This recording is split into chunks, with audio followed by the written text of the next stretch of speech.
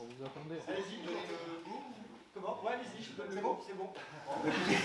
Bonjour à toutes, bonjour à tous. Alors, désolé pour ces petits aspects techniques qui ne sont pas dépendants de ma volonté, comme on dit d'habitude.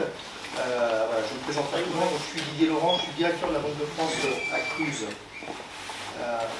Je remercie vraiment l'association IDIE, notamment Rémi Forçant, pour ces échanges aujourd'hui sur un sujet, transition climatique, engagement des banques centrales.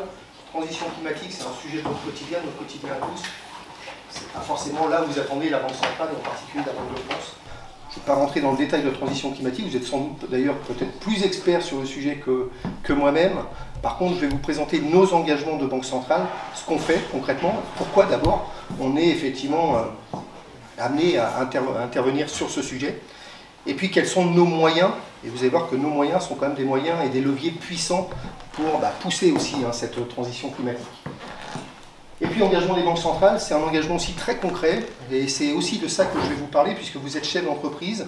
Chef d'entreprise, les entreprises, on les connaît bien, au travers notamment de la cotation Banque de France, que vous connaissez peut-être aussi bien. Et dans cette cotation Banque de France, on va embarquer aussi des aspects de transition climatique, avec une expérimentation dont je veux vous parler ce matin, c'est l'indicateur climat, qu'on est en train de créer, qu'on est en train d'expérimenter, et qu'on va développer pour aller vers peut-être une cotation verte. Alors, je ne vais pas vous abreuver de chiffres, encore une fois, sur la transition climatique. Vous êtes sans doute plus au courant que moi-même. Juste un élément de cadrage. On a repris ici, en fait, l'évolution des émissions de CO2. Il y a des engagements. Et on est bien sur la période 1990-2019. Donc il n'y a pas de lien avec la crise Covid, le blackout qui fait que, puisqu'on aurait moins... puisqu'on se serait moins bougé collectivement sur le plan économique, on aurait moins émis. Là, on est sur une période plus longue et avant Covid, et on voyez par exemple la France, moins 1,3% d'émissions, et même les États-Unis, moins 0,8%. Royaume-Uni, moins 2,5%. Donc on voit qu'on a une trajectoire qui est déjà impulsée. Alors, ça c'est le côté positif, ça veut dire que déjà il y a une petite prise de conscience, déjà on est dans un mouvement. Par contre, effectivement, quand on regarde la partie droite de ce tableau, là, on est nettement moins optimiste, puisqu'on voit que la marche à gravir maintenant est bien plus élevée. Quand on voit les objectifs, émissions 2030, est-ce que ça représenterait en taux de croissance attendu de ces émissions de CO2 ? Là, on voit que l'effort, il va être à démultiplier, il va falloir changer de braquet très clairement, et il va falloir accélérer tous ensemble très fortement. Puisque vous voyez, si je prends juste l'exemple de la France, on passe de moins 1,3% d'émissions par an à un objectif de moins 5,5%. Donc rien à voir, on est sur complètement autre chose, et ça veut dire qu'il va falloir y aller tous ensemble et fortement. Juste un deuxième élément chiffré, ça c'est l'autre aspect, c'est justement compte tenu de ces engagements de réduction des émissions de CO2, quels sont les investissements, et puis de l'autre côté, qu'est-ce que ça va entraîner sur les coûts d'exploitation, sur vos coûts d'exploitation en tant qu'entrepreneur. Donc ce que vous voyez sur la partie haute en bleu, ce sont les investissements, les CAPEX. Alors là c'est pour le Royaume-Uni, mais enfin le constat est à peu près le même partout. Et vous voyez effectivement que les montants vont être colossaux. On va avoir des besoins d'investissement, on va être au-dessus de 40 milliards d'euros par an juste pour le Royaume-Uni. On estime qu'on serait à peu près à 500 milliards d'euros par an d'investissement, de besoin d'investissement au niveau Union européenne, pour aller vers cette trajectoire décarbonée sur laquelle on a pris des engagements forts au niveau européen notamment. Et puis en bas, vous avez les OPEX, donc les coûts d'exploitation, et évidemment, ça va avoir, cette transition, elle va avoir des effets sur les coûts d'exploitation, parce qu'il va y avoir des ajustements à faire, il va y avoir aussi des valeurs d'actifs qui vont se dévaloriser avec des actifs, on dit, qui vont s'échouer, puisque plus dans l'axe de la transition, sans doute des pertes de productivité, et puis des sujets d'investissement qui sont des investissements finalement de très long terme, avec des rentabilités pas forcément aussi importantes que quand vous investissez dans une machine qui va permettre de faire gagner en production ou de produire mieux, et donc des investissements de long terme, et en plus avec un retour sur ces investissements qui seront des retours sur investissement pour le bien public. Donc des investissements privés dans les entreprises pour des retours collectifs de biens publics. on voit bien qu'il y a un potentiel des ajustements. Ça veut dire quoi ça? Ça veut dire tout simplement qu'il va falloir une impulsion très forte de la puissance publique au sens très large, de la réglementation, des normes. Alors je sais bien, quand on rencontre les entreprises, il y a effectivement déjà un empilement de normes, une cascade qui rend le quotidien parfois un peu compliqué, mais on ne pourra pas faire autrement, donc il va y avoir de la réglementation, et on le voit déjà, avec la réglementation européenne, notamment sur l'arrêt des moteurs thermiques par exemple, mais on va avoir effectivement une succession de réglementations parce qu'on ne pourra pas faire autrement, on ne pourra pas faire cette transition s'il n'y a pas cette réglementation qui impulse le mouvement. Donc ça c'est quand même important d'avoir ça en tête, y compris pour nous, en termes d'institutions, parce que ça veut bien dire qu'il faut impulser le mouvement, qui ne se fera pas naturellement. On estime que cette transition environnementale, c'est l'équivalent d'une révolution industrielle comme on les a connues, sauf que c'est une révolution industrielle puissance X, et avec un temps très contraint, et donc il va falloir aller relativement vite.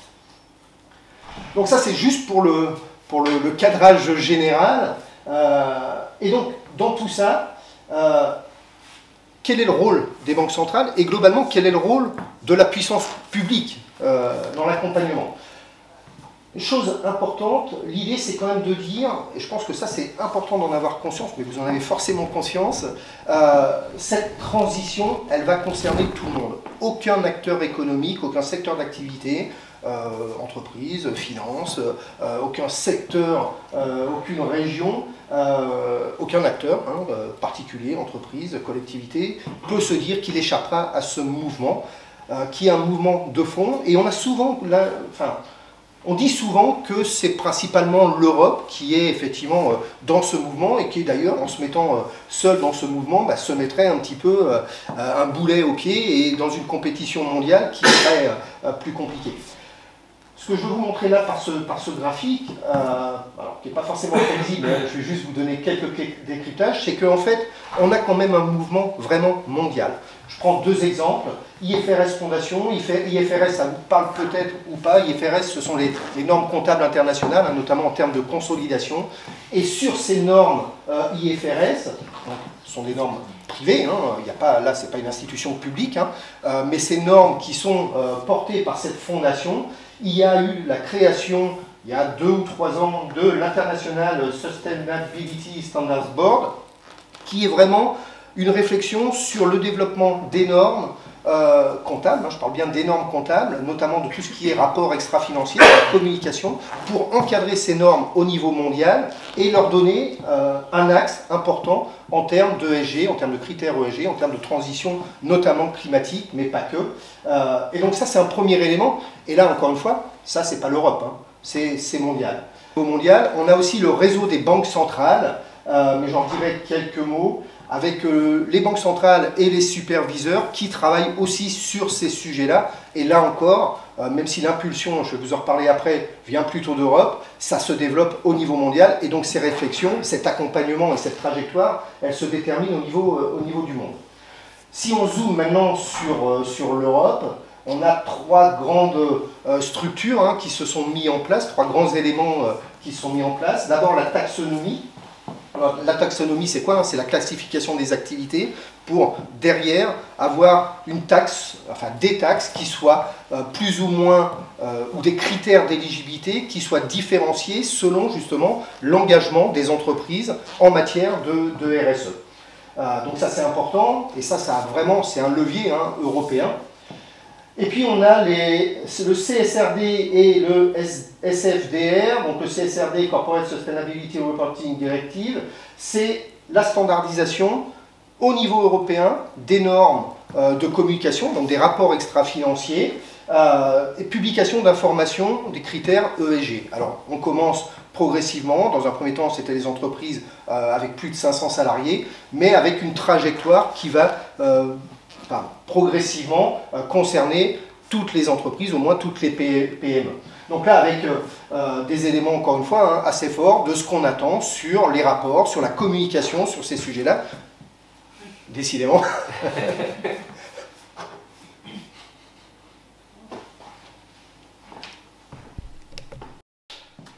Ça s'appellerait un sabotage. Je suis désolé. Donc, CSRD, donc ça c'est important. Encore une fois, vous n'êtes pas forcément concerné directement aujourd'hui, vous, dans vos entreprises, mais ça veut dire que le mouvement, il est lancé. Et il n'y aura pas de machine arrière, au contraire. C'est très important, je vous en dirai juste un mot après, pour un aspect très concret sur la politique monétaire. Donc CSRD, et puis SFDR, hein, Sustainable Finance Disclosure Regulation, donc ça c'est publication d'informations sur les impacts ESG des politiques d'investissement. Là, ça concerne notamment tous les aspects entreprises de finance, hein, banques notamment, intermédiaires financiers, avec l'obligation de communiquer sur les critères ESG de chaque produit financier. Donc on voit bien ce mouvement de fond qui est un mouvement général, et au-delà, je vous parlais des normes, mais au-delà des normes, on voit bien qu'il y a une diffusion de ces éléments qui vont musclés et qui font que personne ne pourra échapper, entre guillemets, si quelqu'un voulait échapper à cette transition climatique. Et donc, puisqu'on ne peut pas y échapper, c'est-à-dire toute l'importance de s'y préparer pour être opérationnel et faire de ces contraintes une opportunité. Donc ça, c'est le cadrage macro. Général, donc là pour l'instant je ne vais pas parler, quasiment pas parler de banque centrale. Vous allez me dire maintenant, bah oui mais la banque centrale, qu'est-ce qu'on vient faire dans tout ça? Peut-être passer juste après. Donc je vais vous parler un petit peu effectivement de banque centrale, parce que voilà, je représente la Banque de France. C'est quoi nos grandes missions? Les trois grandes missions de la Banque de France en tant que Banque centrale, hein, donc c'est les mêmes missions après pour la Banque centrale européenne, puis d'ailleurs en gros pour les grandes banques centrales dans le monde. On a trois grandes missions. La première mission, c'est ce qu'on appelle la stratégie monétaire, c'est la conduite, la définition de la politique monétaire. Donc ça se fait au niveau européen, les décisions de politique monétaire. Donc là, vous en avez vu un certain nombre depuis maintenant bientôt un an, hein, notamment la définition des taux directeurs, hein, qui permettent d'encadrer et de pousser dans le sens que l'on souhaite les taux des banques et donc avec l'impact sur le crédit. Ça, c'est la stratégie monétaire. Donc Eurosystème, c'est Banque Centrale Européenne et chacun des gouverneurs des banques centrales nationales. Et puis, c'est un deuxième pilier d'action, au moins aussi important, c'est la supervision financière. Supervision financière, alors selon les modèles, selon les pays, hors zone euro, ça peut être le cas, ce n'est pas le cas en zone euro, on a une séparation entre d'un côté la Banque centrale et de l'autre un superviseur. En France, on a le superviseur qui est l'ACPR, hein, Autorité de contrôle prudentiel et de résolution, qui a pour mission de s'assurer de la solidité financière des banques et des assurances. En gros, éviter qu'on revive ce qu'on a connu à l'origine de la crise financière de 2008. Donc fixer un cadre de fonctionnement pour les banques et les assurances qui nous permettent de nous assurer de leur solidité et vérifier que ça fonctionne et que ce cadre est bien suivi. Et donc en France, on a cette autorité de contrôle prudentiel qui est adossée à la Banque centrale. Ça veut dire quoi? Ça veut dire que les moyens, la définition de la conduite de la stratégie est déterminée par la Banque centrale, par la Banque de France. Donc on a ces deux éléments qui sont dans nos missions. La troisième mission de la Banque de France étant un certain nombre de missions de service à l'économie et à la société. Je ne rentre pas dans le détail, ce n'est pas l'objet du jour, mais c'est notamment l'accompagnement des entreprises, la cotation Banque de France, la médiation du crédit, et puis un certain nombre d'autres services plus axés, plus tournés vers les particuliers. C'est le traitement du surendettement, c'est une mission d'éducation budgétaire et financière qui nous a été confiée par l'État en 2016. Voilà, j'en passe, c'est pas l'objet. Par contre, effectivement, là où vous voyez tout de suite, c'est qu'effectivement, dans nos deux principales missions, que sont la conduite de la politique monétaire d'une part, et la supervision financière d'autre part, ça vient évidemment se télescoper avec les nouveaux risques financiers que génère la transition climatique. Pourquoi des risques financiers? Parce qu'il va y avoir un certain nombre de changements macroéconomiques liés à cette transition climatique. Quel impact de la transition sur la croissance économique? Quel impact sur l'inflation, avec ce qu'on appelle la greenflation? Est-ce qu'il y aura plus d'inflation parce qu'il y a cette transition climatique? Il y aura des conséquences évidemment sur l'emploi, sur la nature même des emplois, sur les évolutions, les mouvements de main-d'œuvre en fonction effectivement du réchauffement dans telle ou telle région. Donc voilà, le cadre macroéconomique va évoluer. Or, au titre de la politique monétaire, la mission qui nous a été confiée première par les statuts, statut de Maastricht notamment, traité de Maastricht, c'est d'assurer la stabilité des prix. Assurer la stabilité des prix, ça veut dire faire en sorte que l'inflation soit à moyen terme autour de 2%. Donc là, vous pourriez me dire, vous avez complètement raté votre objectif. C'est pour ça qu'on y travaille, pour faire ramener cette inflation autour de 2% à moyen terme en zone euro. Moyen terme, c'est court-moyen terme. Hein, et on va faire en sorte, c'est l'engagement qu'a renouvelé et répété à la fois la présidente de la Banque Centrale Européenne, Christine Lagarde, et notre gouverneur, François Villeroy de Galhau, c'est de ramener cette inflation autour de 2% entre 2024 et 2025. Ce n'est pas une prévision, c'est un engagement. Parce qu'on a des leviers d'action sur ces éléments-là, notamment au travers de la politique monétaire, par la définition des taux d'intérêt, par l'injection de liquidités plus ou moins grandes dans l'économie, par le refinancement des banques et les achats d'actifs. Donc on a des leviers d'action très forts. Et donc notre principale mission, je vous le disais, c'est d'assurer la stabilité des prix. Donc on a besoin d'abord de connaître comment effectivement cette stabilité des prix, ces prix vont être impactés, perturbés par cette transition climatique. Donc rien que pour ça, on a déjà un premier regard important.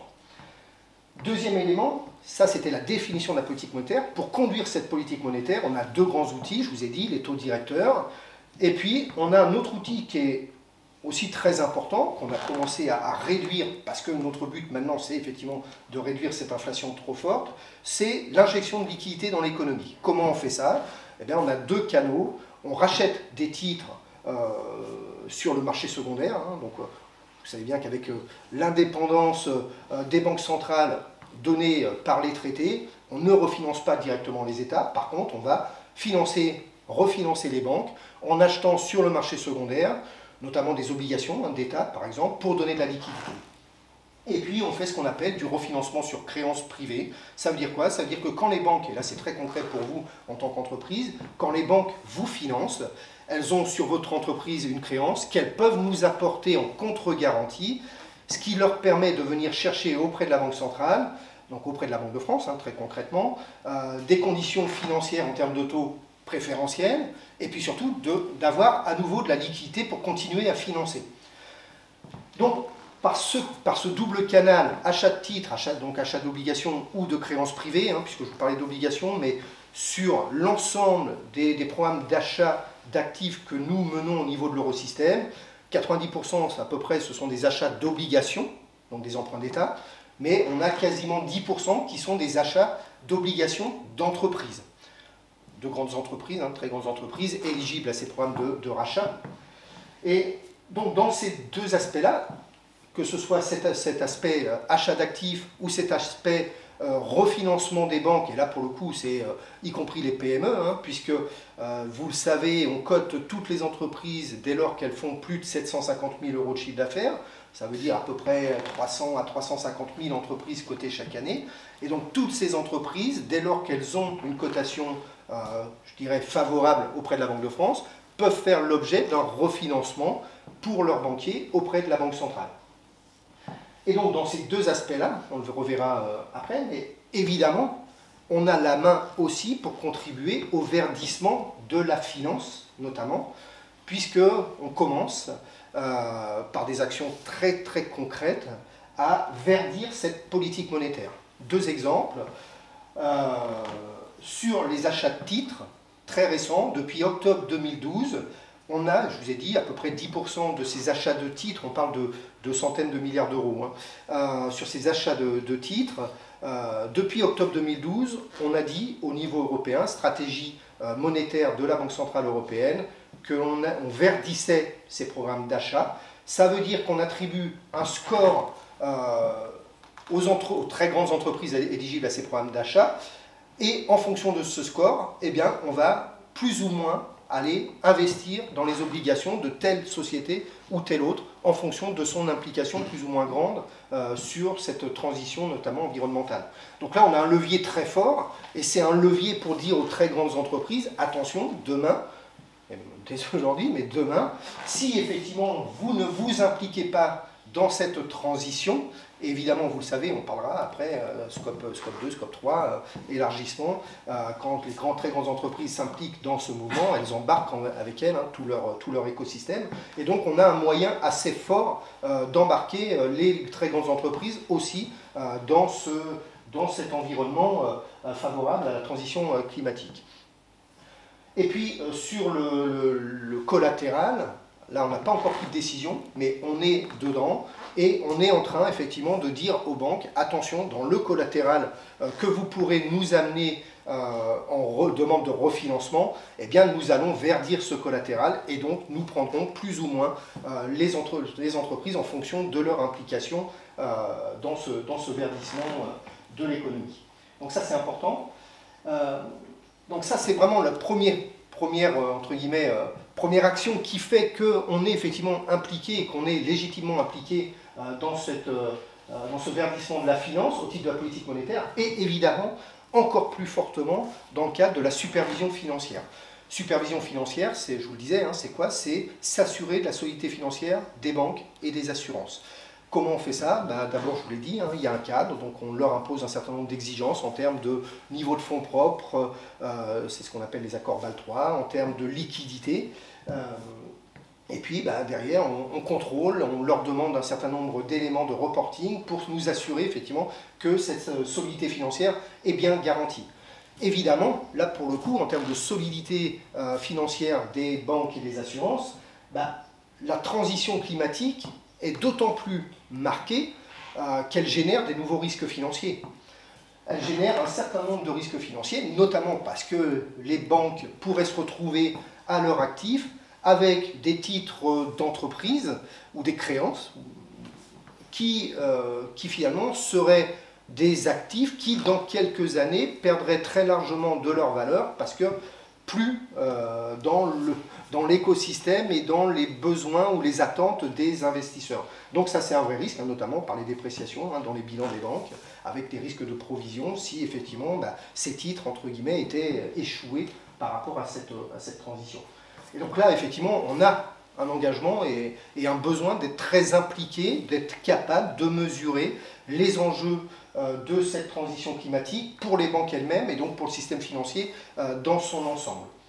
Et donc très concrètement, comment ça se pratique? Ça se pratique notamment par des tests de résistance climatique, vous l'avez peut-être vu dans la presse, on a communiqué, puisque les résultats de ce qu'on appelle ces stress tests sont publics, on les communique.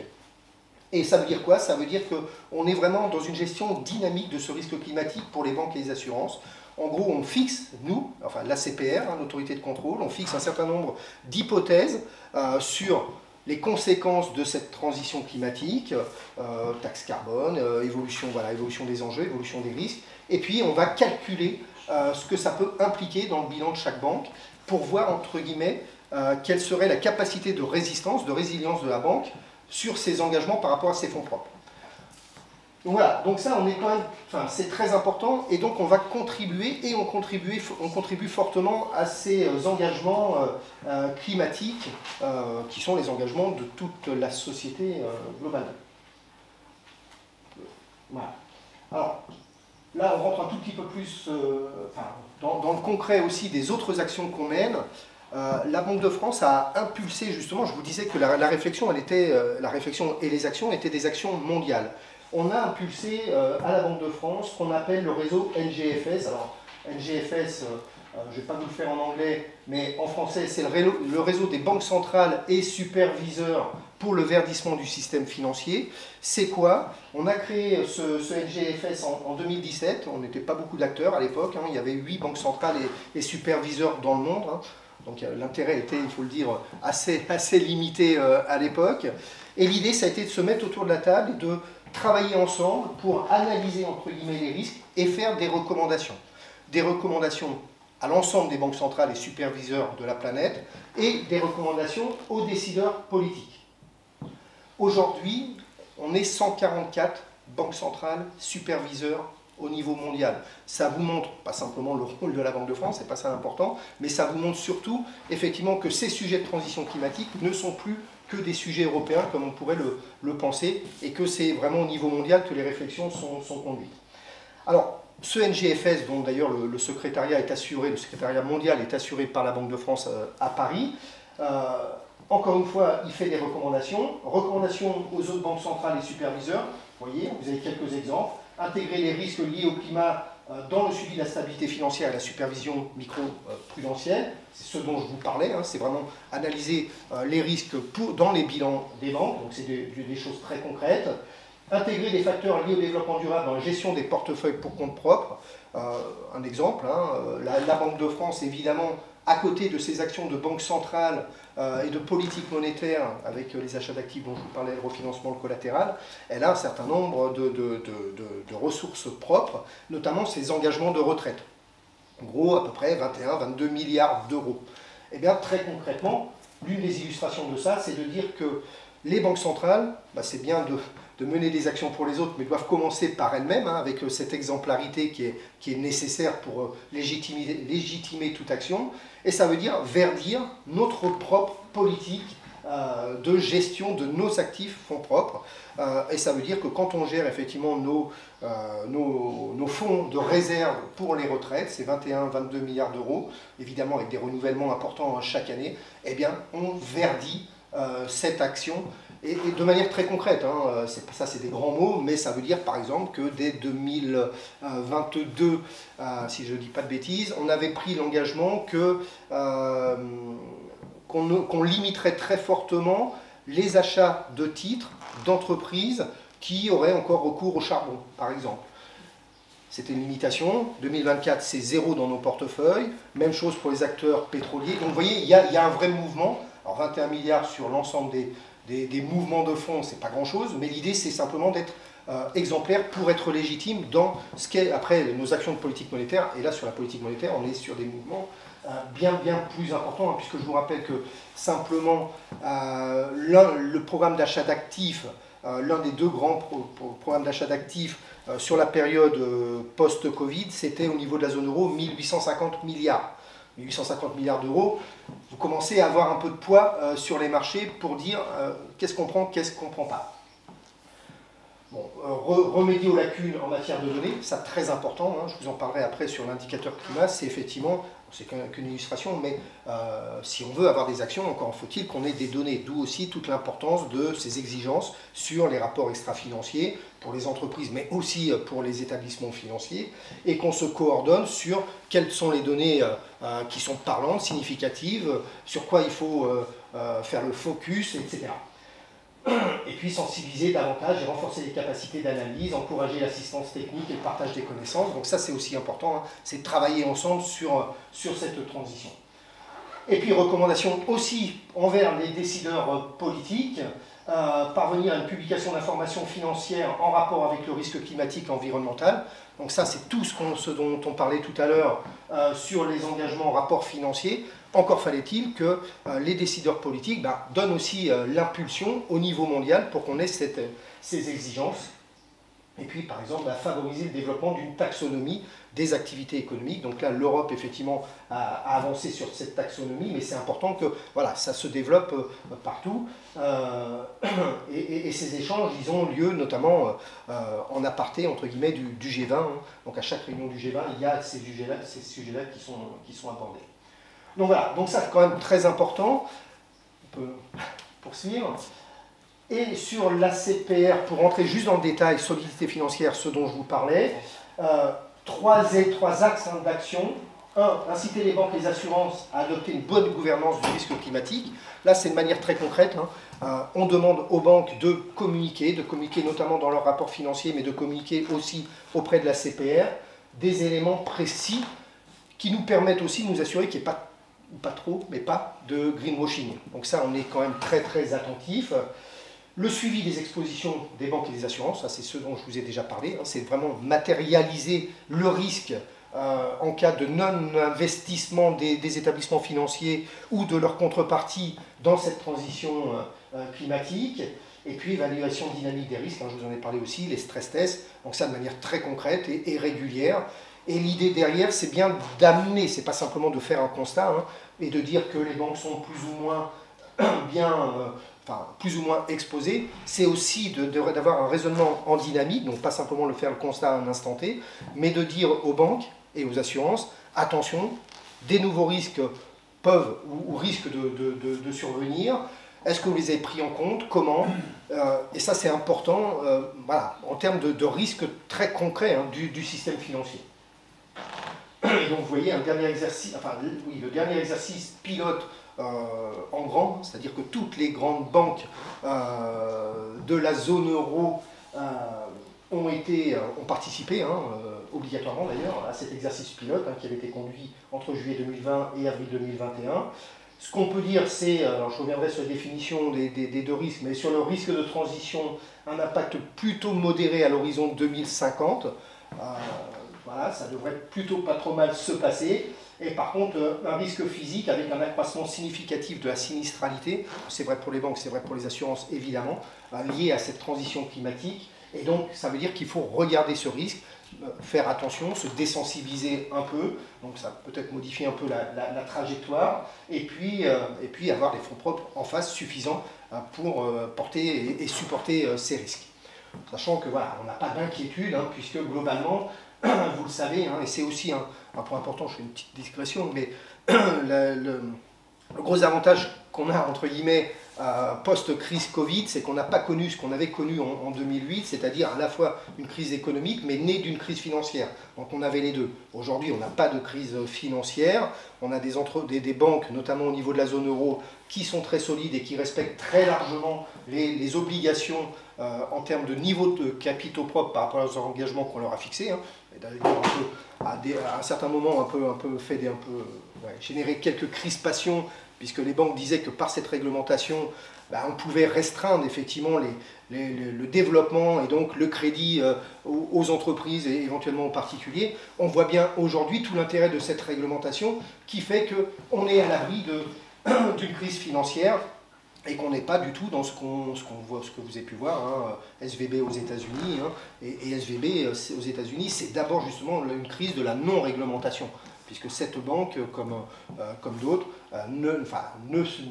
ne faisait pas l'objet d'une réglementation, puisque les États-Unis avaient fait le choix de limiter hein, cette réglementation à simplement quelques très grandes banques prudentielles. Ce qui n'est pas le cas au niveau européen, puisque cette réglementation s'applique à toutes les banques et assurances. Voilà, ça c'était pour le cadre général ACPR. On peut... Voilà. Et puis, ça je vous en ai déjà dit deux mots, hein, mais on a vraiment à la Banque de France la volonté d'avoir un engagement fort, plus fort peut-être que dans d'autres banques centrales, hein, même si je vous disais que le mouvement est un mouvement de fond et général. On a vraiment cette stratégie d'investissement responsable dans la gestion de nos actifs propres, avec, voilà, vous voyez un peu plus en détail, hein, aligner les investissements avec les engagements climat. Alors, de manière concrète, hein, 1,6 milliard d'euros investis en obligations vertes, donc ça n'existait pas il y a 5 ans.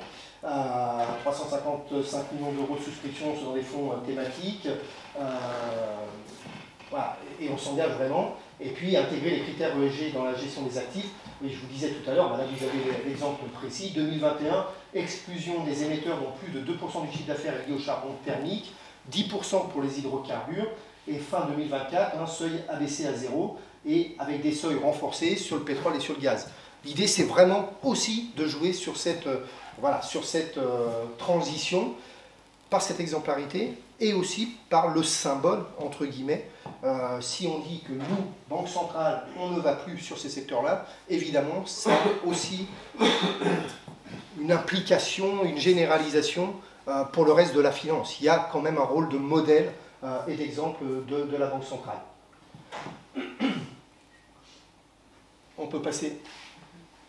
Alors, je ne sais pas sur le cadre général de nos actions, voilà, le temps est très court pour rentrer un petit peu dans le détail de tout ça, mais l'idée c'était de vous montrer quand même le cadre général dans lequel on s'inscrit et surtout de bien, alors j'espère que c'est ce qui transparaît de mes propos, surtout de vous montrer que la finance dans son ensemble, que ce soit volontaire ou impulsé, va accompagner très fortement ce mouvement. Et accompagner, ça veut dire aussi qu'il sera plus difficile dans quelques années de se faire financer c'est bien ça qu'il faut entendre, quand vous serez complètement à l'écart de la trajectoire attendue au terme des accords de Paris, et donc en termes de transition environnementale, et que ça ne concerne pas que les très grandes entreprises, pardon, mais que ça concerne bien toutes les entreprises. Puisque vous l'avez vu, hein, y compris par le collatéral, quand je vous donnais l'exemple du collatéral, refinancement des banques, dès lors qu'elles apportent à la Banque centrale une créance sur une entreprise qui fait plus de 750 000 € de chiffre d'affaires, quand je vous parle de verdir le collatéral, on va vers ça. Donc le mouvement, alors si vous faites partie de l'association, c'est bien que vous en êtes convaincu, mais c'est important effectivement de l'avoir à l'esprit, ne pas se tromper, c'est pas simplement la réglementation publique, les normes qui vont faire le mouvement, c'est aussi par le canal de la finance, et pas seulement de la finance européenne.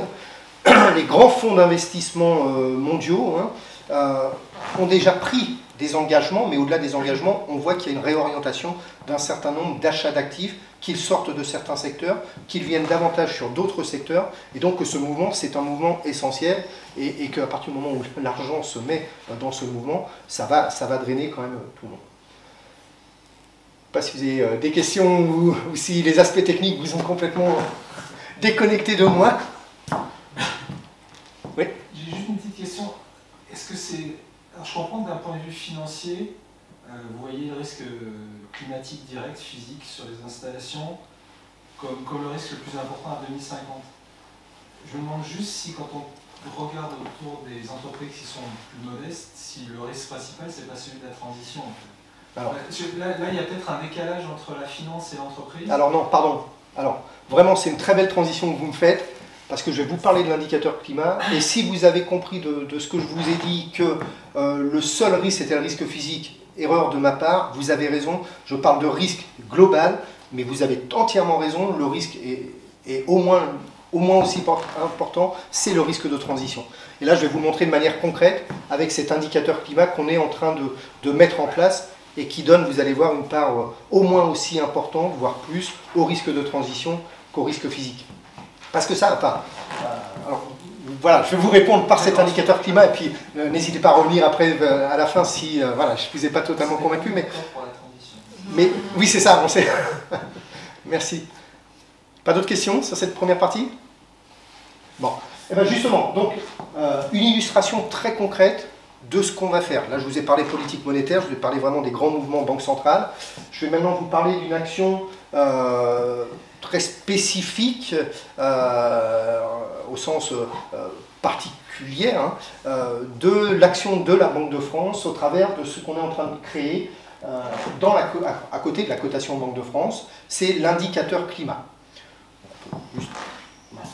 Alors, je vais vous parler de cet indicateur climat qui est une expérimentation que mène la Banque de France depuis l'année dernière, hein, depuis 2022, qu'on va élargir, qu'on va expérimenter. Ça veut dire quoi? Ça veut dire tester auprès d'un certain nombre d'entreprises pour mettre en place après, en fonction des résultats de cette expérimentation, cet indicateur climat, soit en tant que tel, en tant qu'indicateur qui pourra servir à nous, à vous, entreprises, et puis aux banques, soit, si les conclusions nous amènent à aller jusque-là, à intégrer cet indicateur et à le fondre dans notre cotation Banque de France, et donc à faire de notre cotation une cotation verte. Alors, juste deux mots hein, sur la cotation Banque de France.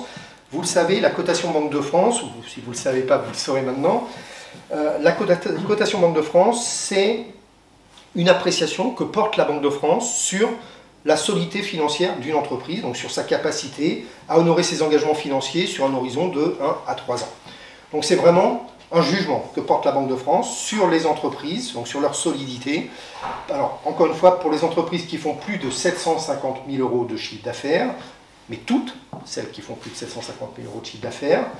Pourquoi on fait ça? Je vous l'ai dit, vous l'avez compris, dans le cadre du refinancement, on ne finance pas les entreprises, on ne finance pas directement les banques. Par contre, on refinance les banques, et quand les banques financent des entreprises, elles peuvent venir se refinancer auprès de la Banque centrale. Simplement, on n'a pas vocation, nous, à porter tout le risque, et on veut que nos refinancements aillent là où ils doivent aller. Et donc, on permet aux banques de se refinancer que sur les entreprises jugées solides, et jugées solides, ça veut dire qu'on doit être en capacité de juger de cette solidité, d'où cette cotation Banque de France qui existe depuis très longtemps maintenant. Alors, dans cette cotation, qui est une analyse de la santé financière, hein, c'est vraiment ça, c'est une analyse du risque crédit, hein, ce n'est pas une évaluation de valorisation de la valeur de l'entreprise, c'est bien dans quelle mesure l'entreprise sera en capacité de faire face à ses engagements financiers d'ici 3 ans. Donc comment on fait ça? Eh bien, on analyse les comptes sociaux. Alors, jusqu'à il y a quelques années, on demandait aux entreprises de nous fournir leurs comptes. Aujourd'hui, c'est plus la peine. C'est dans le code monétaire et financier. C'est la DGFiP qui nous alimente 100% des comptes des sociétés. Donc, en plus, on n'a plus de possibilité d'échapper à la cotation Banque de France. Bon, il y avait assez peu, mais de toute façon, maintenant, on a 100% des comptes. Donc, on analyse les comptes. On regarde ça en tendance, hein, on regarde un peu la trajectoire passée de l'entreprise pour essayer de prévoir sa trajectoire future hein, des 3 prochaines années. On compare un petit peu ces données par rapport au secteur d'activité, hein, puisqu'on a les plus grosses bases de données sur les entreprises. Hein, on cote à peu près 300 000, un peu plus de 300 000 entreprises chaque année. Donc ça permet d'avoir des référentiels sectoriels assez importants. Et puis on est alimenté en plus de tout un tas d'informations par les banques. Hein. Les banques sont tenues de nous déclarer tous les mois l'ensemble des encours de crédit qu'ils vous accordent, en nous déclarant d'ailleurs maintenant, c'est ce qu'on appelle anacrédit au niveau européen, prêt par prêt, quelles sont les conditions de chaque prêt qui vous a été accordé en termes de taux, en termes de durée, différé, etc. Et puis les banques sont aussi tenues, vous le savez, de nous déclarer tous les incidents de paiement. Hein, une traite qui se présente sur le compte qui ne peut pas être honorée parce qu'il n'y a pas d'argent sur le compte, et bien voilà, elle est rejetée et ce rejet fait l'objet d'une déclaration à la Banque de France. Et puis on a d'autres informations, hein, les greffes nous alimentent automatiquement toutes les informations qu'une entreprise est tenue de publier dans un journal d'annonce légale, les assureurs crédits nous déclarent les encours et les sinistres, enfin voilà. Donc on a tout un tas d'informations qui nous permet d'avoir une bonne vision. Mais ce n'est pas simplement ça qu'on fait dans notre cotation, ça ne suffit pas selon nous à juger de la solidité financière de l'entreprise. On va chercher des informations plus prospectives et plus qualitatives. Ça veut dire qu'on rencontre, juste pour vous donner une illustration, on rencontre à peu près 50 000 chefs d'entreprise chaque année pour avoir de l'information sur, non pas les comptes passés, mais sur la stratégie, les perspectives, justement les engagements en termes de RSE, le marché, etc. Et donc, on intègre déjà ces critères E et G dans cette cotation Banque de France. Mais là, l'idée, c'est d'aller un peu plus loin. Donc, ce qu'on fait depuis cette année, depuis l'année dernière, hein, c'est d'expérimenter vraiment la construction d'un indicateur climat. Et vous allez voir, c'est vraiment... On change de casquette, hein, quelque part. Et cet indicateur climat, ça sera quoi? Ça sera vraiment une mesure synthétique. On parle de métrique, ce n'est pas un label, c'est une mesure quantitative de l'exposition des entreprises au risque climatique. Et justement, on cherche à caractériser ce risque selon 3 dimensions. Donc, ce que vous disiez, évidemment, risque de transition, je vais y revenir un petit peu en détail, risque physique, et puis ce qu'on appelle maturité de l'entreprise. En tous les cas, c'est tous les aspects un peu plus subjectifs sur la compréhension des sujets par l'entreprise, son implication, la mise en œuvre d'actions concrètes, etc. Juste, on va rentrer un tout petit peu dans le détail de cet indicateur. Donc ça, je vous l'ai dit, hein, transition, risque physique, maturité, fiabilité, transparence. Et vous voyez, pour répondre à votre question, il n'y a pas d'ordre hiérarchique. On n'a pas des risques physiques au-dessus, on a bien 3 risques qui sont la composante d'un indicateur climat qui donne effectivement la trajectoire, ou un peu plus que la trajectoire, de l'entreprise sur ces sujets-là. Donc je vais vous détailler un tout petit peu ces trois risques, en tous les cas, comment, parce que c'est ça qui est important aussi pour vous, hein, en termes d'illustration et de compréhension de vers quoi on va. Je vais vous détailler chacun de ces 3 risques. Alors, on commence par le risque de transition. C'est quoi le risque de transition? C'est finalement le risque d'obligation de transition brutale, et qui dit brutale dit coûteuse, d'une adaptation rapide parce qu'il y a eu avant inadaptation ou mauvaise anticipation de la transition. En gros, si vous n'êtes pas dans la trajectoire attendue, eh bien, soit vous allez avoir des risques indirects, notamment de perte de confiance de vos clients, de vos fournisseurs, voilà, des consommateurs, de l'image globale, de vos banquiers également, hein. Donc c'est aussi ça, hein, tous ces risques indirects. Et puis risque direct, bah, c'est effectivement si vous anticipez mal, notamment l'évolution de la taxonomie, l'évolution d'une taxe carbone, enfin, tous ces sujets-là. Et du coup, si vous anticipez mal ces sujets-là, à un moment donné, soit vous serez complètement hors clou, et complètement donc, hors marché et presque, je dirais, condamné, soit il faudra un rattrapage, et un rattrapage accéléré qui sera d'autant plus brutal et coûteux, qui sera en retard par rapport aux attentes. Donc, ce qui est important, on va rester juste 2 petites secondes, oui, peu importe. Ce qu'il faut bien voir, c'est comment on va déterminer ça. On ne va pas le faire tout seul, dans notre coin, hein. Je vous l'ai dit au début, hein, je ne suis pas un expert climatique. Alors on a, par contre, à la Banque de France maintenant, des experts climatiques. On a une centaine, hein, donc on a quand même renforcé fortement notre capacité d'analyse et de compréhension de ces sujets-là. On a une centaine d'experts qui travaillent exclusivement sur ces sujets de transition climatique.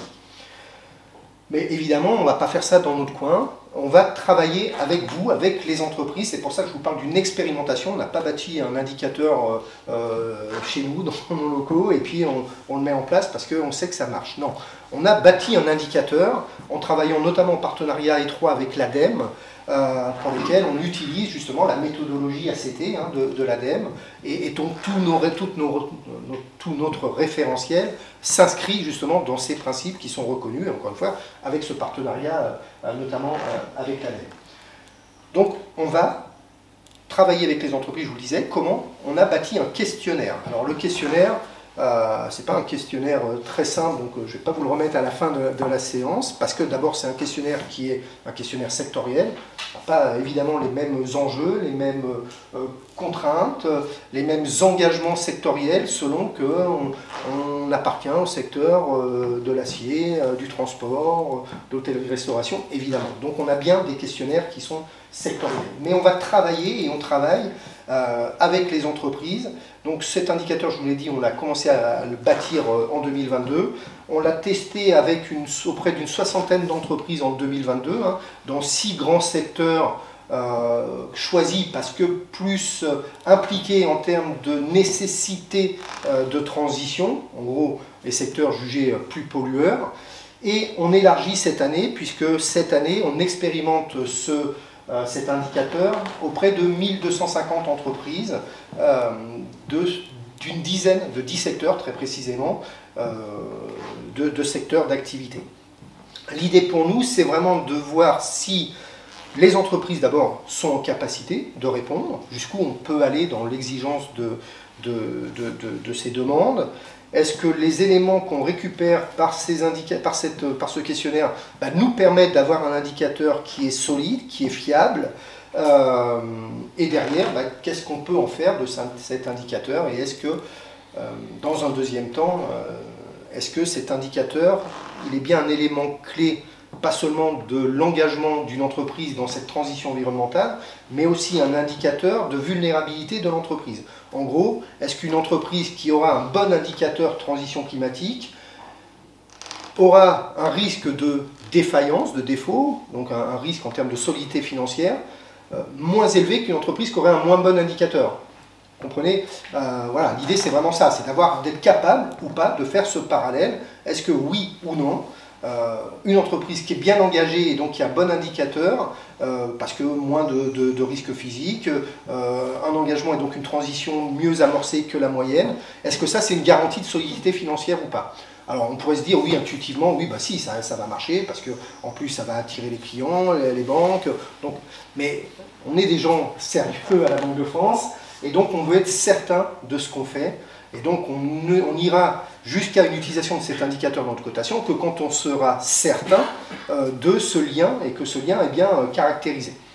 Mais ça n'empêche pas, même si on ne va pas jusque-là, cet indicateur, il aura son intérêt en tant que tel, puisque ça sera un indicateur d'engagement des entreprises dans la transition, donc un outil, encore une fois, de pilotage éventuellement pour les entreprises, et puis pour les banques aussi, un outil éventuellement de sélection des entreprises dans lesquelles s'engager, et puis pour nous, évidemment, en tant qu'observatoire des entreprises. Et donc on va mesurer cette transition de l'entreprise, en partant de sa situation à un instant T, hein, on envoie le questionnaire à l'entreprise, on lui demande un certain nombre d'éléments, alors très précis, hein, très factuel. On va regarder, on va demander quel est l'inventaire de l'entreprise, de son parc, d'outils, de machines, de véhicules, qui sont émetteurs de CO2. On va regarder en face de chacun de ces actifs quel est le volume d'activité, parce que l'actif il peut avoir un facteur d'émission X, mais être sous-utilisé ou être surutilisé, donc on n'aura pas la même trajectoire d'émission derrière. Et puis on va regarder justement ces facteurs d'émission, donc à chaque actif, quel facteur d'émission, donc quelle émission de CO2 par tonne produite par exemple, génère chaque actif. L'idée, vous voyez bien, c'est de mesurer très précisément quelle est l'émission, la trajectoire d'émission, donc l'émission à un instant T des actifs de l'entreprise par ses activités propres. Bien sûr, ça on part de l'instant T, on va prendre en compte aussi les actions engagées par l'entreprise, donc on va demander un certain nombre d'éléments sur d'abord quels sont les investissements déjà actés, hein, pas simplement rêver. Quels sont ces investissements, et on va intégrer ces investissements dans cet inventaire d'actifs émetteurs pour calculer ces émissions. Et puis de l'autre côté, on va prendre en compte les éléments d'action, la stratégie que met en place l'entreprise pour réduire ces émissions, et donc tout ce qui va permettre de limiter cette émission de CO2. Et donc on va calculer cette trajectoire, donc on part de l'instant T et on peut passer à la diapo suivante qui sera plus visuelle. Donc on va déterminer cette trajectoire individuelle, hein. Donc vous voyez, on part de la trajectoire à un moment donné, hein, bon, peu importe, 2020, 2021, et puis on regarde quelle va être la trajectoire en fonction, encore une fois, de ce que va mettre en place l'entreprise, de ses investissements, de sa trajectoire, de ce qu'elle va faire très concrètement comme action pour réduire éventuellement ses émissions. Mais ça, dans l'absolu, nous, ça ne nous parle pas. On ne sait pas, X tonnes de CO2 émissions, trajectoire, ok, c'est bien, c'est pas bien, on n'en sait rien. Donc ce qu'on va faire, c'est qu'évidemment, on va regarder ça par rapport à une cible sectorielle, puisque tous les secteurs ont pris un certain nombre d'engagements, Accord de Paris, des engagements de transition, justement, et de trajectoire sectorielle. Et ça nous est notamment alimenté par l'ADEME. Et donc ce qu'on va faire, c'est qu'on va comparer les écarts de transition. Et ce qu'on va faire évidemment, année par année, on va regarder l'écart entre la trajectoire individuelle et la trajectoire sectorielle. Et on va bien sûr additionner ces écarts pour voir justement quels seront au final, à un horizon, alors qu'on peut déterminer, qui est mouvant, qui peut être à 5 ans. Voilà, et on va regarder en tous les cas la somme de ces écarts, ce qui va là nous donner l'avance ou le retard de l'entreprise dans cette transition, et du coup les coûts, directs ou indirects, de ces écarts. Et donc ça va nous permettre de quantifier cet indicateur de transition. Donc il y a un sous-indicateur. Le seul critère de notation de l'entreprise sur ce plan-là, c'est le carbone. C'est pardon ? C'est le carbone. Alors, vous avez raison, on est sur les émissions, alors pas de carbone direct, on parle d'émissions CO2, équivalent CO2. Là, pour l'instant, je vous ai parlé effectivement scope 1, des émissions de l'entreprise, et on va aller plus loin en regardant leurs émissions scope 2, énergie, et scope 3, éventuellement, quand un bilan de carbone notamment aura été fait, parce qu'il faut qu'on ait des informations précises, et c'est tout ça qu'on intègre au final dans cet indicateur transition. Mais ce que je veux dire, c'est que ça va rester le carbone. Climat. On reste sur le climat en tous les cas. Alors, il y a beaucoup d'autres critères qui pourraient être pris en compte à ce moment-là. Tout à fait. Mais on est effectivement, vous avez raison, on a d'autres engagements par ailleurs sur les autres aspects de la transition environnementale. Là, on est bien sur la transition climatique. Pourquoi ? Parce que c'est en lien avec les engagements Accord de Paris de réduction des émissions et notamment de neutralité carbone. C'est pour ça que cet indicateur, effectivement, vous avez raison, il fait le focus sur ces aspects-là.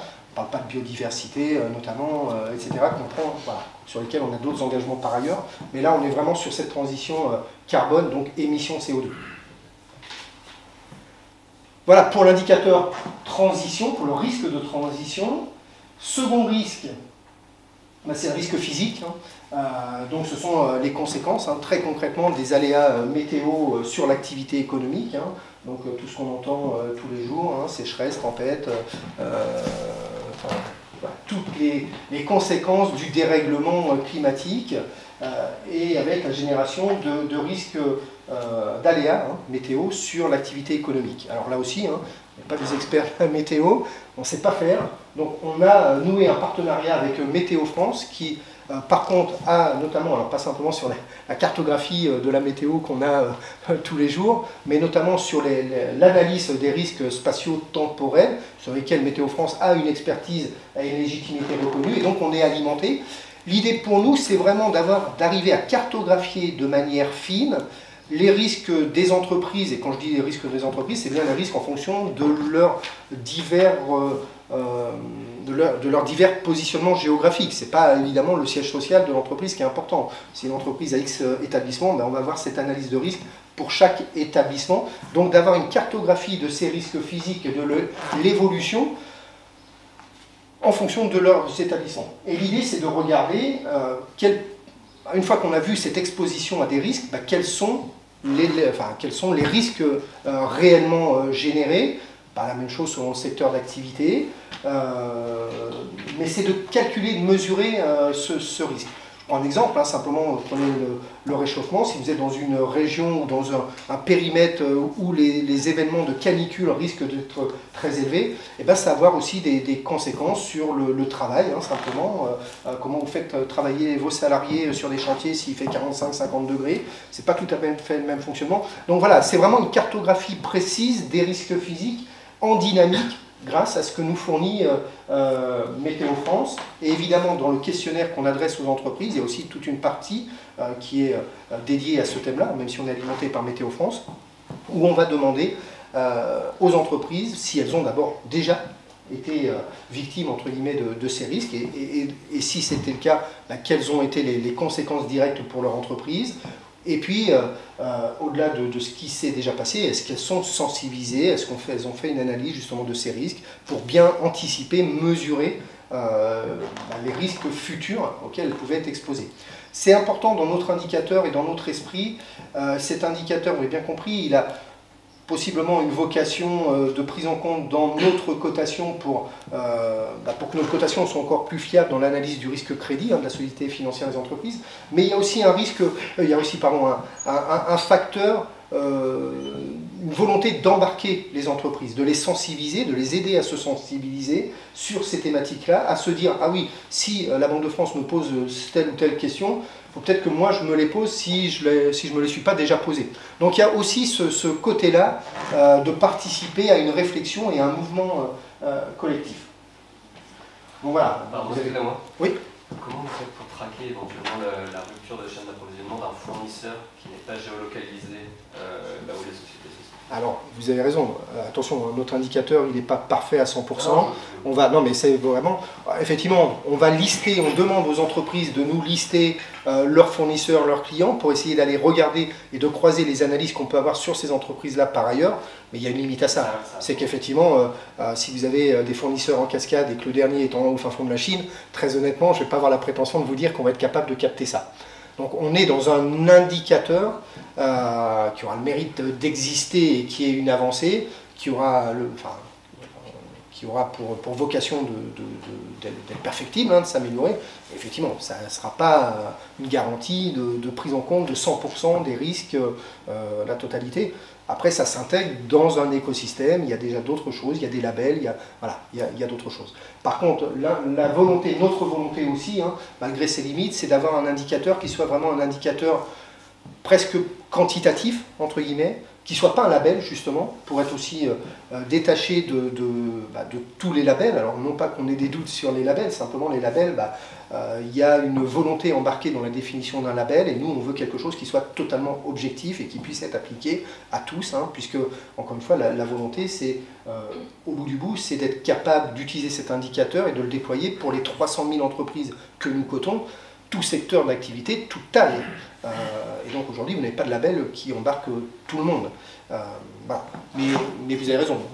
La limite, évidemment, on n'a pas la capacité matérielle pense malheureusement personne, d'aller au bout du bout.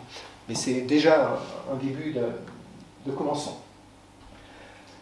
Voilà, donc là vous avez un exemple, hein, une entreprise subit une paralysie de son outil de production suite à un événement météo direct ou indirect. Hein. On va avoir quand même de plus en plus, et on est déjà dedans, des conséquences directes, hein, vous le voyez, notamment dans le sud-ouest de la France, avec des conséquences notamment pour les agriculteurs, sur les rendements, voilà, on a un certain nombre de sujets. On a estimé, alors juste, je sors de France un tout petit peu, mais que les inondations, je ne dis pas de bêtises, au Pakistan, ça représentait, c'était 3% du PIB hein, perdu.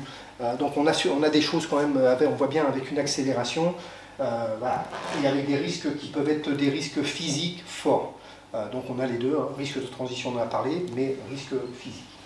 Et puis troisième et dernier risque, là c'est voilà, l'appréciation qualitative du degré de préparation de prise en compte des risques climatiques. Donc là, on est bien dans quelque chose d'un peu plus subjectif, on parle de maturité entre guillemets de l'entreprise qui recouvre 3 axes. C'est la transparence, évidemment, hein, si quand on construit un indicateur, une entreprise vous dit « moi je fais plein de choses mais je ne veux rien vous dire parce que je ne veux pas que mes concurrents le sachent ou autre », évidemment, pour nous c'est un élément qui sera un élément négatif. C'est le niveau d'appréciation et de gestion de l'impact potentiel des risques climatiques sur son modèle d'activité. C'est important, ça, c'est aussi d'aller comprendre si l'entreprise et son ou ses dirigeants est bien en phase dans l'analyse de sa stratégie et qu'il intègre bien dans sa stratégie ces risques. Alors vous allez me dire comment, c'est pas en envoyant un questionnaire qu'on va le savoir. On va, après l'envoi d'un questionnaire, les entreprises vont nous retourner le questionnaire et derrière on aura un entretien avec un analyste, alors des analystes spécialisés chez nous, hein. On a 5 au niveau de la région, donc ce sont des gens qui ont été formés de manière très précise sur ces risques climatiques et avec les approches sectorielles et qui seront en capacité voilà, d'échanger avec le dirigeant pour prendre un petit peu en compte tout ça. Et puis, degré de fiabilité des éléments portés à connaissance de la Banque de France, ça je dirais on a l'habitude, c'est un peu comme pour la cotation. Si une entreprise, quand on rencontre son dirigeant pour les besoins de la cotation, nous raconte entre guillemets n'importe quoi, peut-être que ça marchera, encore que c'est pas sûr, parce qu'on a quand même d'autres canaux d'information, mais peut-être que ça marchera une fois, mais on ne se fera pas reprendre, et au final, dans une stratégie de moyen-long terme, ça sera quand même fortement perdant pour l'entreprise, donc elle n'y a pas intérêt. Donc ça c'est aussi important parce que l'idée pour nous c'était aussi de se dire, en parallèle au risque de transition hein, notamment, c'est de se dire que ces engagements des dirigeants dans cette transition, le fait de se dire on y va, comment on fait, voilà, quels outils très concrets on met en place, comment on fait en sorte que cette stratégie elle intègre nos stratégies globales, c'est aussi important, je ne sais pas si c'est aussi plus ou moins, mais c'est aussi important que les deux autres risques et qu'effectivement un dirigeant qui aujourd'hui ne serait pas, sinon convaincu, en tous les cas engagé dans ce mouvement pour bien prendre en compte l'ensemble de ces risques, eh bien, il serait un peu myope entre guillemets et ça serait compliqué pour la suite. Voilà, ça c'était... Justement, pardon, une entreprise qui va être amenée peut-être à vouloir changer son business model.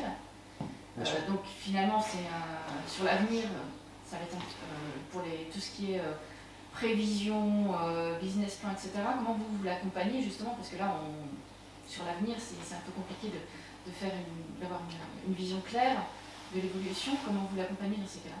Alors, de quel accompagnement vous parlez? Parce que pour soutenir justement une entreprise qui veut peut-être vraiment changer son business model en profondeur, qui va prendre seulement les critères économiques, mais qui va aussi prendre certains autres critères dans la réussite de son activité. Est-ce que ça, c'est quelque chose qui est pris en compte et pas plus tabler sur une croissance à 2 chiffres, par exemple? Bien sûr. Alors ça, c'est important, effectivement, justement, là, on revient à notre cotation, à notre modèle de cotation aujourd'hui. On est déjà là-dedans, hein. On est, indépendamment d'ailleurs du risque climatique, hein, on sait prendre en compte effectivement une trajectoire différenciée par les entreprises. C'est pour ça qu'effectivement notre cotation, on ne fait pas un scoring, ce qui n'est pas le cas de partout. Hein. Si je prends, c'est une vraie volonté là pour le coup de la Banque de France, hein. Ça nécessite des moyens, parce que quand on rencontre 50 000 chefs d'entreprise chaque année, bah, il faut du monde. Hein. Si je prends un cas totalement opposé, en Autriche par exemple, c'est un petit État, mais n'empêche qu'ils font aussi du refinancement sur créances privées. Hein. La Banque centrale fait du refinancement sur créances privées, donc ils ont un modèle de cotation. Ils ont pris, eux, le parti de n'avoir aucun contact avec les chefs d'entreprise, en disant, si on a des contacts, on risque d'avoir une trajectoire un peu faussée de l'analyse et de la cotation. Nous, on n'est justement pas du tout sur ce modèle-là. Et donc, dans notre cotation, déjà aujourd'hui, on a, quand on bâtit notre cotation, sur la façon de bâtir notre cotation, on a ce qu'on appelle une analyse économique et financière. Donc, on va regarder ce que je vous disais, hein, les indicateurs financiers, hein, la solidité, la structure financière, les équilibres bilan, mais aussi la rentabilité, etc. Et ça, on regarde en trajectoire, en évolution, etc. Et puis, dans notre cotation, on a un deuxième pied qui est un pied qualitatif. Donc, on a ce qu'on appelle un profil qualitatif qu'on applique à chaque entreprise. Et on détermine ce profil qualitatif. Et ce profil qualitatif, il tient compte de tout un tas de choses. Les prévisionnels, donc justement, la transition, vers quoi on va. Et donc ça a été important justement après la crise, c'est ce qui fait qu'on n'a pas eu de dégradation. Il y a eu à un moment donné des inquiétudes fortes par rapport à notre modèle de cotation en disant « Oula, attention, la Banque de France va dégrader toutes les cotations des entreprises parce qu'il y a eu le Covid ». Ben non, justement, on a été capable effectivement d'aller regarder quelle était la capacité de résistance, qu'est-ce qui avait été mis en place en face, etc. Et on est capable, de manière habituelle, hein, pas seulement là dans le risque de transition climatique, de prendre en compte effectivement les changements de trajectoire. Alors ça ne veut pas dire que, voilà, on va nous dire oh, attention, n'obtenez pas compte de mes chiffres, ils ne sont pas bons, mais ça y est, j'ai tout compris, je vais vers la transition climatique et demain les jours seront heureux, ok, on va fermer les yeux et c'est tout. Non, mais par contre, on sera capable effectivement de comprendre, d'intégrer ça et de moduler notre cotation sur des critères économiques et financiers de ces sujets-là. Et demain, donc c'est tout l'objet justement après, l'étape d'après, est-ce qu'on passe d'un indicateur climat à une cotation verte? C'est jusqu'où on va dans la prise en compte de cet indicateur dans notre cotation. Mais c'est ce que je vous disais, encore faut-il qu'on soit certain, et ça c'est à nous de faire le job d'être certain que cet indicateur climat, là, quand il est bon, il est bien un élément favorable dans la solidité financière d'une entreprise. Aujourd'hui, moi j'en sais rien.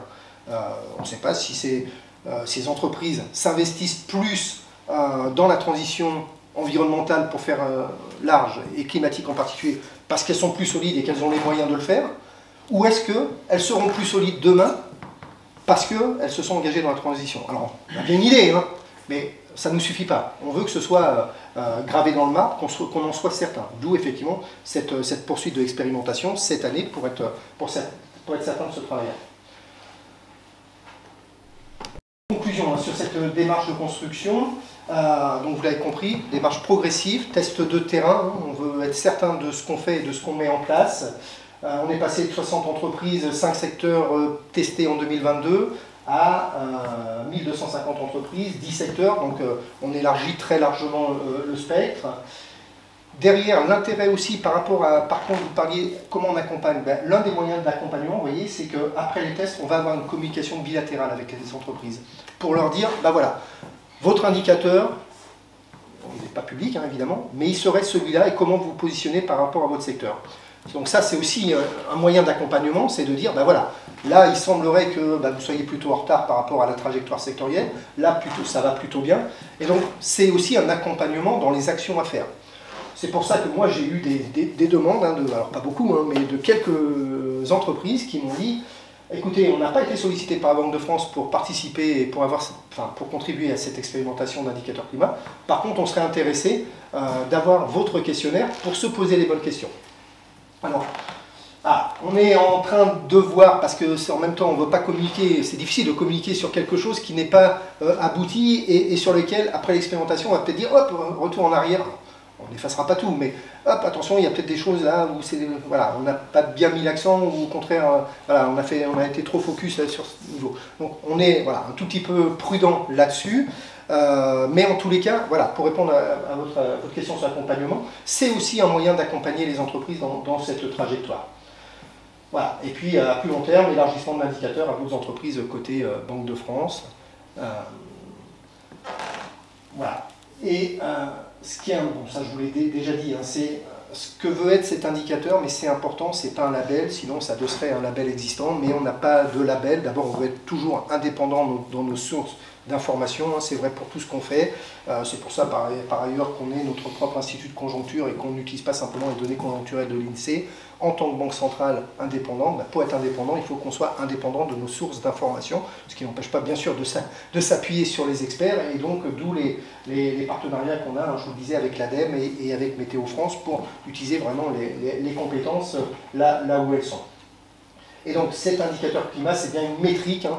Métrique, ça veut dire quoi? Encore une fois, ce n'est pas un label, c'est une quantification d'un risque. Alors on ne sait pas encore totalement, enfin c'est pas totalement finalisé comment se présentera l'indicateur, mais enfin peu importe, hein, c'est pas ça qui est le plus important. Ce qui est le plus important, c'est que pour les entreprises, elles auront et l'indicateur global et les 3 sous-indicateurs pour voir comment elles sont positionnées, comment elles se positionnent, notamment par rapport à leur secteur d'activité, sur ces 3 composantes. Triple intérêt, hein, intérêt pour les entreprises, évidemment. C'est une information tierce objective.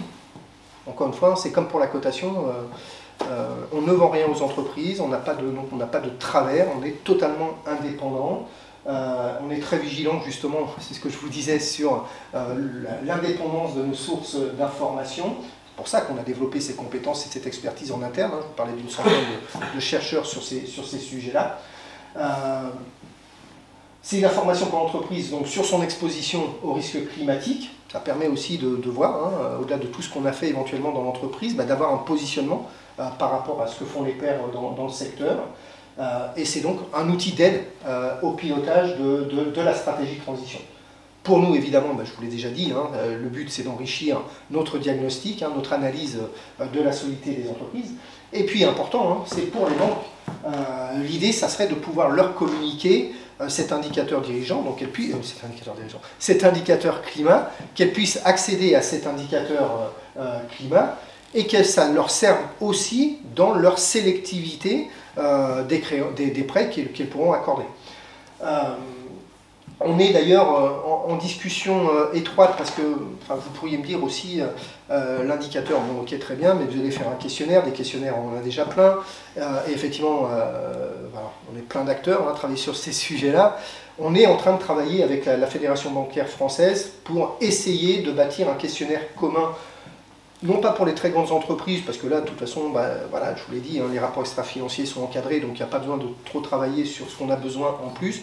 On va avoir l'information standardisée. Par contre, pour les PME notamment, hein, et voir les TPE après, là, pour le coup, au lieu de démultiplier, on est en train de réfléchir à comment on pourrait avoir un questionnaire unique, mais évidemment avec des besoins qui ne sont pas tout à fait les mêmes. Hein. On n'a pas une approche commerciale, évidemment, mais quand même. Et puis vous voyez bien, vous avez peut-être été déjà sollicité par BPI France, hein, mais BPI a aussi développé une approche environnementale et climatique en particulier assez forte, hein, et y compris d'ailleurs hein, sur l'accompagnement avec voilà, tout un tas de dispositifs d'aide au diagnostic et d'accompagnement. Cet indicateur, pour nous, il a un rôle important pour l'économie dans son ensemble et pour ces 3 acteurs. Qu'est-ce qu'on peut dire en conclusion de tout ça? Moi, simplement, ce que je veux vous dire, c'est que nous sommes vraiment très fortement embarqués, impliqués, avec une volonté justement d'embarquer avec nous l'ensemble du système financier dans ces sujets de transition environnementale et climatique en particulier. Ça, c'est d'abord c'est une volonté qui n'est pas seulement la volonté de la Banque de France ou de la Banque Centrale Européenne, hein, vous l'avez vu par le réseau des banques centrales et des superviseurs, c'est maintenant une réflexion mondiale, et donc il y a un mouvement qui se fait au niveau mondial. Ça c'est la première chose, c'est la volonté. La deuxième chose, c'est bien d'avoir la volonté, c'est quels sont les moyens. Sur les moyens, il ne faut pas s'y tromper, on est un acteur un peu silencieux, vous ne nous voyez pas forcément tous les jours faire beaucoup de publicité, par contre on est quand même... quand je dis on, c'est Banque Centrale, c'est l'Eurosystème, hein, Banque Centrale Européenne et chacune des banques centrales nationales, eh bien, c'est nous qui avons les plus fortes liquidités, et c'est nous qui actionnons plus ou moins, on pourrait reparler par ailleurs, la liquidité dans l'économie. Donc on a quand même des leviers d'action qui sont très forts par les achats d'actifs sur le marché et le refinancement des banques. Donc là, on a des moyens assez forts. Et troisième et peut-être dernière chose, ce qui est certain, c'est que vous avez deux choix, hein, pas guère plus. Soit effectivement vous jugez la transition climatique comme une nouvelle déferlante de réglementation, de normes, de contraintes, effectivement, dans un contexte où vous avez quand même encaissé déjà pas mal de choses depuis pas mal de temps. Soit vous décidez d'en faire une opportunité. Et ce qui est certain, ça c'est à peu près certain, parce que c'est toujours comme ça que ça passe, à chaque révolution, entre guillemets, et la transition climatique sera une révolution, les premiers sont les gagnants. Alors, il ne faut pas forcément être toujours trop en avance, parce que des fois on se retrouve tout seul à côté. Par contre, il ne faut pas être en retard. Pas être en retard, ça veut dire qu'il faut se poser les bonnes questions sur sa stratégie, parce que vous le voyez, au travers de la cotation, de l'indicateur et du cadre global qui sera notamment imposé aux banques, dans quelques années, je ne vais pas vous dire si c'est dans 3 à 5 ans, mais ce qui est certain, c'est que dans quelques années, les entreprises qui seront complètement à l'écart, je ne parle pas qui auront, je dis pas qu'ils auront des émissions plus fortes que la moyenne, parce que ce sont des secteurs plus difficiles quand vous êtes effectivement un acteur, un aciériste, que je sais rien, un bureau d'études. Mais si la trajectoire, elle, n'est pas la trajectoire attendue, on va se retrouver à côté des attendus et désintéresser les clients, les fournisseurs, les consommateurs et les banques. Donc, il ne faut pas se tromper, il faut y aller, et vous avez tous les moyens de faire de ça un atout, une opportunité. Il y a des structures d'accompagnement, il y a des engagements, l'association, ça sert à ça aussi. Et nous, par cet indicateur, on va prendre toute notre part aussi dans ce mouvement de bascule et de direction vers cette transition climatique. Voilà, je ne sais pas s'il y a d'autres questions. Non? À partir de quand tout ça va être effectif? Bonne question. 2023, on termine, on boucle notre expérimentation et on se donne jusqu'à fin 2024 au plus tard pour décider si on en fait un élément de la cotation et donc on va vers une cotation verte, ou si en tous les cas on l'utilise en tant qu'indicateur comme on le fait par ailleurs et qu'on généralise cet indicateur. Donc au plus tard fin 2024, ça sera dans les tuyaux. J'étais juste un commentaire. L'obligation réglementaire à 10 ans et aujourd'hui le taux de conformité est aux alentours de 40%. Et dans ceux qui sont faits, moi je fais des bilans carbone et des analyses de risque climatique pour les entreprises, il y en a beaucoup qui ne valent pas tripette. Soit c'est fait par des SAS, soit c'est fait juste sur le scope 1 et 2 avec on néglige un peu tout. Donc je trouve ça super, enfin, ce type d'indicateur c'est hyper pertinent. Je veux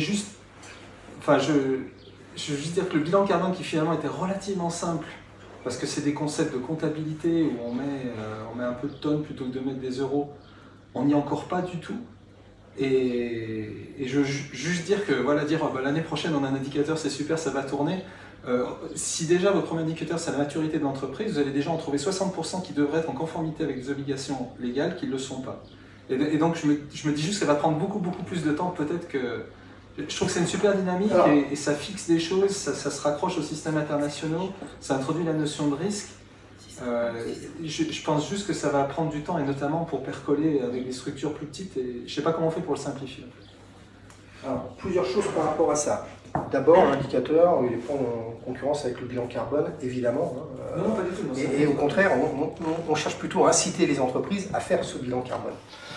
Bilan carbone, je ne suis pas un expert, mais ce qui est certain, c'est qu'à peu près que dans toutes les activités, quand il y a un développement rapide, après il y a une phase de structuration, on va dire, et ça va, voilà, les performances sont améliorées, les acteurs qui sont pas trop bons vont sortir, enfin, voilà. Donc il y aura une maturation, entre guillemets, de ça. Après, sur le temps, je dirais presque qu'on n'a pas le temps. Donc ça va nous pousser à aller vite.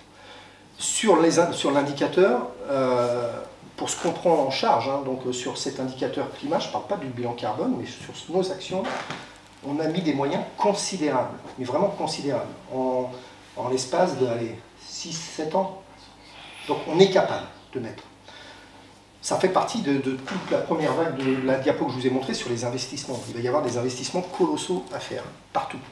Alors c'est des investissements dans les entreprises, mais c'est aussi tous ces investissements sur la connaissance, sur les données, je vous ai dit, dans les sujets notamment de recommandations des décideurs politiques, il y a tous ces sujets-là, comment on fait en sorte d'avoir de la donnée qui soit fiable, on n'en est pas encore là, vous avez raison. Mais on est dans un mouvement, et ce mouvement il s'accélère. Alors les 40-60%, ok, mais combien il y a 3 ans? 36. Non, ça va vraiment très doucement. Je suis...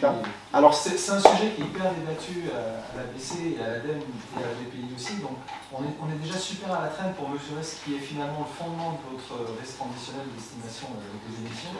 Donc je comprends ce que vous dites, tout le monde y met des moyens, on veut tous en faire, etc. Et de plus en plus de gens en font. Malgré tout, les chiffres sont là et on parle juste de scope 1 et 2 des gestes, quoi. C'est pas... Mais ça, c'est plus complexe, le risque, c'est vachement plus complexe. Je vais vous rejoindre sur un point. Si on fait, et si on communique beaucoup sur ça, sur ces actions-là, et on va dupliquer ça, et on n'est pas les seuls, hein, on contribue pleinement, on voit bien que dans les réflexions, BPI, enfin tous les acteurs, hein, y compris les acteurs du financement, on est sur ces sujets-là.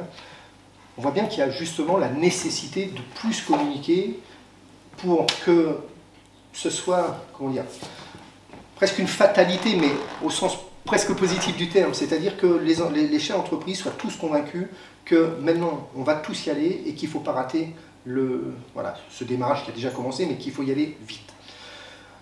On a encore, on rencontre plein de chefs d'entreprise, parce que je vous ai dit, on code quand même beaucoup d'entreprises, et donc on rencontre beaucoup de chefs d'entreprise, et pas seulement des grandes entreprises. Assez régulièrement, et ça fait pas très longtemps encore, j'ai quelques exemples de chefs d'entreprise de TPE ou PME qui me disaient, oui mais monsieur Laurent, ok la transition climatique, mais d'abord ça ne sera pas possible, donc c'est bon, on a du temps, parce que finalement tout ça, on va reporter, il ne faut pas se tromper, c'est non. Et deuxième chose, non mais attendez, avec tout ce qu'on a vécu, c'est bon, laissez-nous respirer un petit peu, il nous faut un peu de temps. Donc ça, on est conscient de cette réalité-là. Mais c'est pour ça qu'il faut que tous collectivement, on contribue à dire non, ne nous trompons pas. Et c'est pour ça que je vous disais aussi au début, on entend beaucoup dire voilà, l'Europe se met un boulet au pied en faisant cette transition accélérée, alors que nos compétiteurs ne le font pas. Ils vont le faire. Je vous l'ai dit, les normes IFRS par exemple, c'est mondial. Hein. C'est sûrement pas nous et pas l'Europe qui pousse. Hein. Ou pas seulement en tous les cas. Donc ce qui est important, c'est effectivement, et là, c'est là-dessus que je vous rejoindrai, il est important de communiquer pour bien faire prendre conscience que le mouvement il est inéluctable et qu'il faut y aller, et que plus vite on ira, plus vite on gagnera à cette stratégie, justement. Pour pas simplement en faire, voilà, j'ai fait ça, j'ai fait ma transformation parce qu'il fallait le faire, mais je le fais au bout du bout, et donc je n'y gagne rien. Il faut être en avance. Et donc, voilà, là où je peux vous rejoindre, c'est effectivement toutes les entreprises devraient être maintenant engagées dans un bilan carbone. Voilà. Une réponse au sujet que vous évoquiez, vous là, c'est les 3 derniers mots du slide d'avance, tu veux bien le remettre? Non, c'est la vôtre. Vous les connaissez de tête? Oui, c'est-à-dire que par rapport à tout ce qui a été fait jusqu'à présent, là, la Banque de France, vous avez des moyens de pression qui vont s'exercer par les banques qui vont demain refuser des crédits à des PME parce qu'elles n'auront pas la bonne cotation. Et cet outil de pression, vous êtes bien le seul à pouvoir l'exercer aujourd'hui. Ça, il est taux bonifié en plus. Alors, il y a l'accès au taux bonifié en plus. Oui, voilà. Oui, il y a les taux bonifiés. Voilà, il y a BPI qui vient aussi en couverture derrière. Bien sûr, bien sûr. Jouer l'accélération, c'est dans la capacité qu'auront les PME à aller chercher du crédit auprès de leur banque.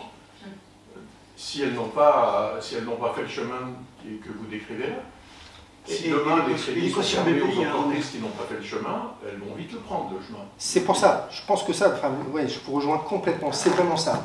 Un, je vous le disais, je le redis fortement, on a des leviers d'action massifs. Massifs. Je ne parle pas que de l'indicateur dirigeant, de l'indicateur climat.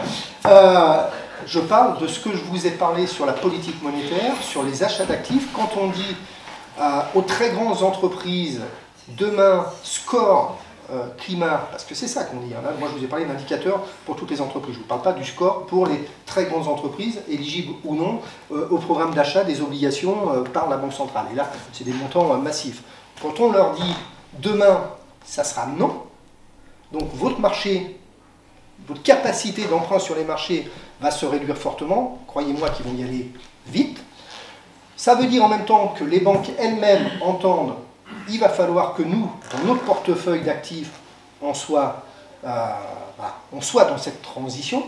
C'est vrai aussi par le canal de la supervision bancaire, quand on va dire aux banques, attention, dans votre bilan, là, il va falloir surprovisionner telle entreprise parce qu'elle n'est pas dans le bon, elle n'est pas dans le bon mouvement les enjeux vont être forts, et derrière, par la cotation, et effectivement par l'ensemble du canal du financement, qu'on impulse, mais pas seul, effectivement, et BPI, aujourd'hui, intègre déjà dans ses outils de décision des engagements climat, avec des questionnaires, enfin vous le savez sans doute aussi bien, avec aussi voilà, des questions sur cette empreinte environnementale.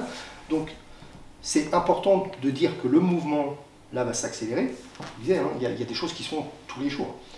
Octobre 2022, notre décision de verdir la politique monétaire au niveau de la zone euro et de dire on prend un score climatique pour les très grosses entreprises et en fonction de ce score, on trie vers qui on va dans le rachat de financement. Et ça joue sur la liquidité des banques là aussi. Donc on a quand même, et on va avoir, même si aujourd'hui ce n'est pas encore le cas, on peut faire le même constat, je suis d'accord, mais on peut le faire d'ailleurs sur plein de sujets. On parle là de la transition climatique, on a aussi un autre enjeu, c'est la transformation digitale, le risque cyber, il y a tout un tas de sujets où il va falloir accélérer. La difficulté, c'est que ça va falloir croiser tout ça en même temps. Mais là, on a quand même des leviers très forts et on va avoir une accélération très forte.